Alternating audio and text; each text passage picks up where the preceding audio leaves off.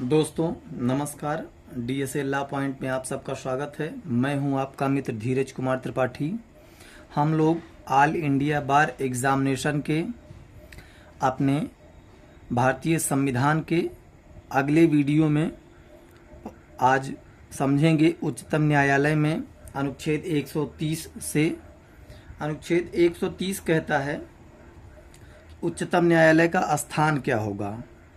तो उच्चतम न्यायालय दिल्ली में या फिर ऐसे स्थान में जहां पर मुख्य न्यायमूर्ति राष्ट्रपति के अनुमोदन के द्वारा समय समय पर नियत करे, वहां पर उसका स्थान नियत किया जाएगा। अर्थात राष्ट्रपति के अनुमोदन से मुख्य न्यायमूर्ति जो है, एक तो दिल्ली में है, दूसरा अन्य कहीं पर भी उसकी सुनवाई के लिए या उसको स्थापित करने के लिए जो है कर सकेगा। अनुच्छेद 131 उच्चतम न्यायालय की आरंभिक अधिकारिता, original jurisdiction of the court, supreme court. तो इसका अर्थ यह है कि ऐसे कौन से मामले हैं जो कि सीधा सर्वोच्च न्यायालय में ही जाएंगे, इसके अलावा अन्य कहीं नहीं, उच्च न्यायालय में या अन्य किसी जगह पे उनकी सुनवाई नहीं होगी। तो उसमें सबसे पहला मामला तो ये है कि जो भारत सरकार और एक या अधिक राज्यों के बीच का कोई मामला हो, तब सीधे सर्वोच्च न्यायालय में जाया जाएगा। फिर एक और भारत सरकार हो और कोई राज्य हो या राज्य एक से ज़्यादा हो, या फिर दूसरी ओर जो है एक या अधिक राज्य के बीच कोई मामला है, तो उनमें जो है सीधे सुप्रीम कोर्ट जाया जाएगा।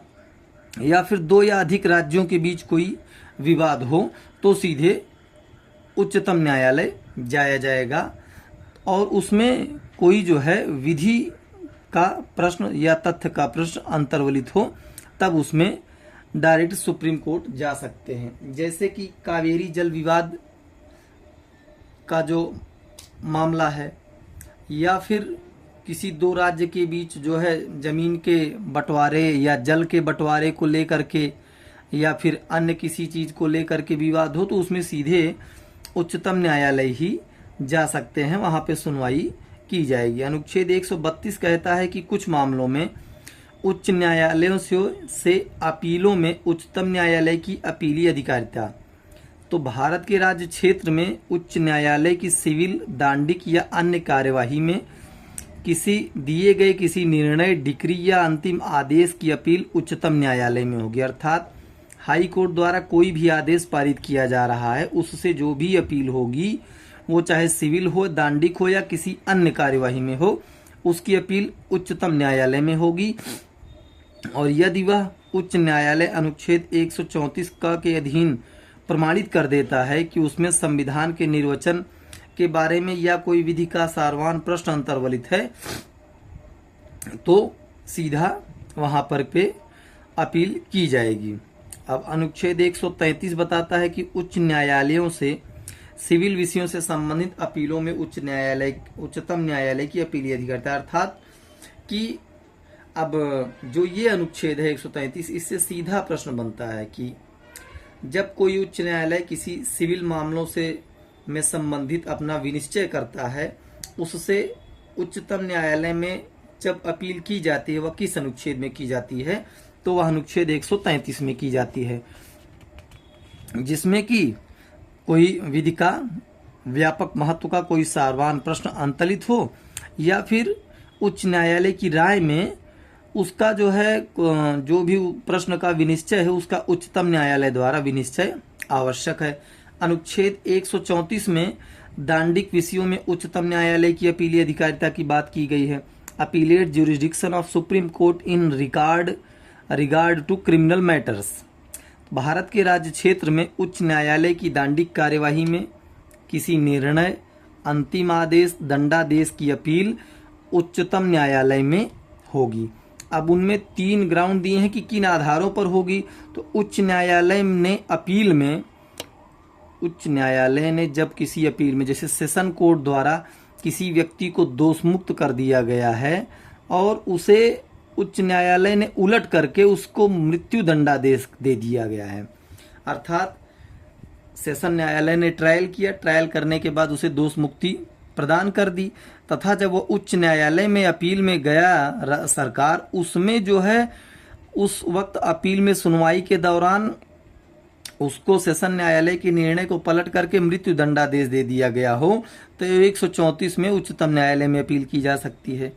या फिर उच्च न्यायालय किसी भी अन्य न्यायालय से मामले को विचारण के लिए अपने पास मंगा लेता है और ऐसे विचारण में अभियुक्त को सिद्ध दोष ठहरा दे या फिर जो है उसे मृत्यु दंडादेश दे दे।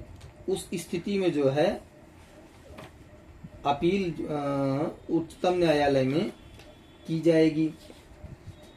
और इसके बाद जो अगला प्रावधान है, अगला प्रावधान ये है कि अब ये जो इसमें दिया गया है कि किसी न्यायालय के मामले को विचारण के लिए अपने पास मंगा ले, तो उच्च न्यायालय सामान्यतः हम लोग जानते हैं कि विचारण तो करता नहीं है, लेकिन धारा 520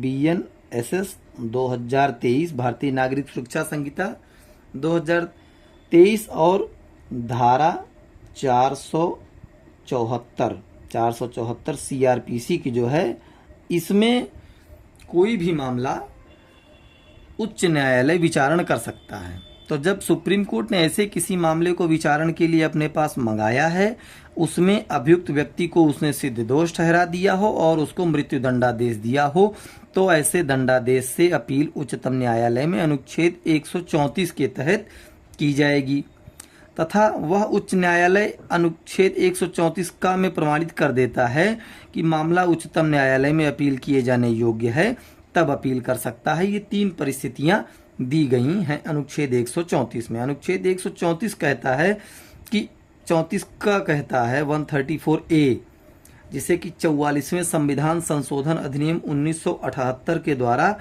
भारतीय संविधान में जोड़ा गया। यह कहता है कि उच्चतम न्यायालय में अपील के लिए प्रमाण पत्र, तो प्रत्येक उच्च न्यायालय जो अनुच्छेद 132, 33, 34 में निर्णय, डिक्री या आदेश, अनुच्छेद 132, 133 और 134 के खंड 1 में निर्णय, डिक्री या अंतिम आदेश, दंडादेश पारित करता है तो देता है, या उसमें उसे यह लगे कि उसके इस दिए जाने के बाद उसे यह लगे कि कोई, यदि वह ऐसा करना ठीक समझता है तो स्वप्रेरणा से कर सकेगा।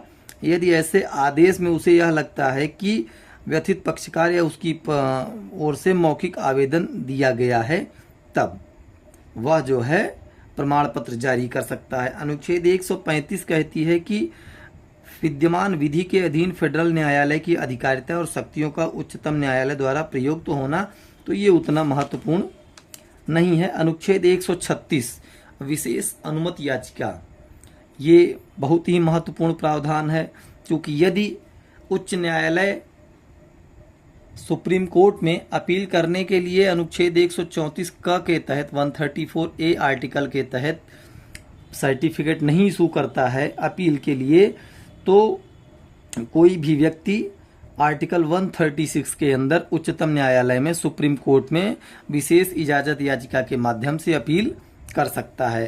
तो इसमें दिया हुआ है कि उच्चतम न्यायालय अपने विवेकानुसार भारत के राज्य क्षेत्र में किसी न्यायालय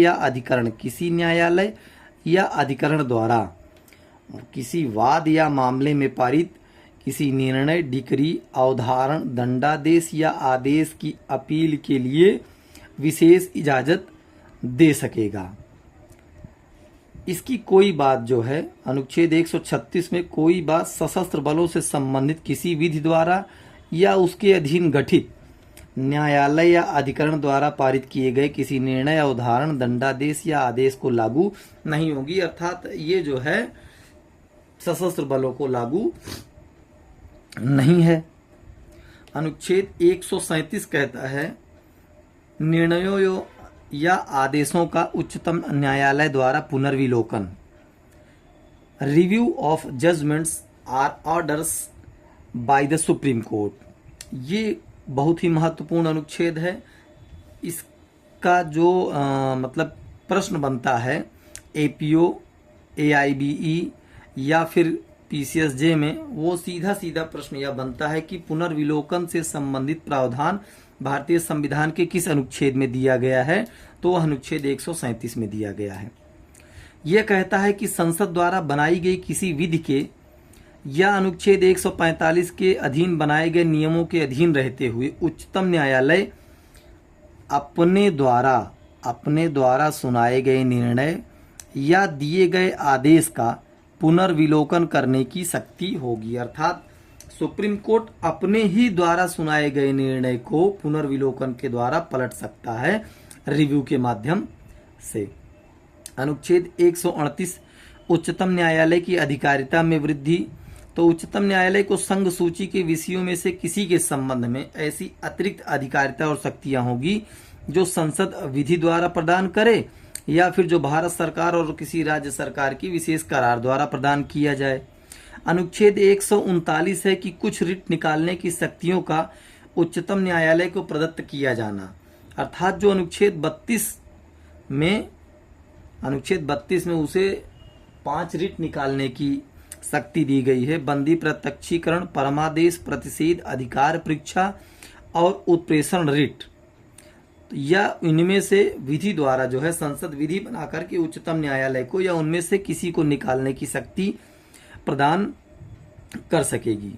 इससे भी बहुत मतलब कि प्री का सवाल बनता है कि भारतीय संविधान में सर्वोच्च न्यायालय को किस अनुच्छेद के तहत बंदी प्रत्यक्षीकरण रिट निकालने की शक्ति प्रदान की गई है, तो अनुच्छेद 32 के अंतर्गत दी गई है। या फिर ऐसा प्रश्न बनता है कि भारतीय संविधान के अनुच्छेद 32 के अंतर्गत कितनी रिट उच्चतम न्यायालय पारित कर सकता है या निकाल सकता है, तो 5 रिट दे सकता है। वो 5 रिटों के नाम आपको याद करने होंगे। अनुच्छेद 139 का 139A transfer of certain cases की बात करता है, कुछ मामलों का अंतरण। तो न्यायालयों, ये उच्चतम न्यायालय अंतरण कैसे करता है, तो उच्चतम न्यायालय स्वप्रेरणा से या भारत के महान्यायवादी द्वारा। अब इसमें कैसे करेगा, यदि ऐसे मामले जिनमें विधि के समान या सारता समान प्रश्न अंतर्वलित है, तो उच्चतम न्यायालय के एक या अधिक उच्च न्यायालयों के अथवा 2 या अधिक उच्च न्यायालय के समक्ष लंबित है, तो उच्चतम न्यायालय क्या करेगा, उच्चतम न्यायालय स्वप्रेरणा से सोमोटो या फिर भारत के महान्यायवादी द्वारा, अटॉर्नी जनरल द्वारा या फिर किसी मामले के पक्षकार द्वारा दिए गए आवेदन पर यह समाधान हो जाए कि ऐसे प्रश्न पर व्यापक महत्व का सारवान प्रश्न है, तो उसे उन सभी मामलों को वो स्वयं निपटा सकेगा या फिर न्यायालय के समक्ष लंबित मामलों में अपने पास मंगा सकेगा और उन सभी को अपने समक्ष निपटा सकेगा। परंतु उच्चतम न्यायालय ऐसे मंगाए गए मामलों पर विधि के प्रश्नों का अवधारण करने के लिए प्रश्नों पर निर्णय की प्रतिलिपि सहित उच्च न्यायालय को जहां से मंगाया गया था उसको वहीं लौटा सकेगा और उच्च न्यायालय से प्राप्त होने पर ऐसे निर्णय के अनुरूप निपटाने के लिए कार्यवाही कर सकेगा। यदि उच्चतम न्यायालय न्याय के उद्देश्य की पूर्ति के लिए ऐसा करना आवश्यक समझता है, तो वह किसी उच्च न्यायालय के समक्ष लंबित किसी मामले, अपील या अन्य कार्यवाही का अंतरण किसी अन्य उच्च न्यायालय में कर सकेगा। अर्थात कोई व्यक्ति पटना का गरीब व्यक्ति रहने वाला है और वह महाराष्ट्र के उच्च न्यायालय में उसका मामला अपील में चल रहा हो या किसी अन्य कार्यवाही के संबंध में चल रहा हो, तो जब उसे किसी अन्य उच्च न्यायालय से और दूसरे उच्च न्यायालय में, जैसे उत्तर प्रदेश से बिहार कोई मामला ट्रांसफर करना हो, तो उसे जो है आवेदन सुप्रीम कोर्ट में देना होगा और सुप्रीम कोर्ट में ऐसे आवेदन पर कार्यवाही की जाएगी और मामले को उस उच्च न्यायालय से दूसरे उच्च न्यायालय को ट्रांसफर किया जाएगा। तथा इसके बाद जो है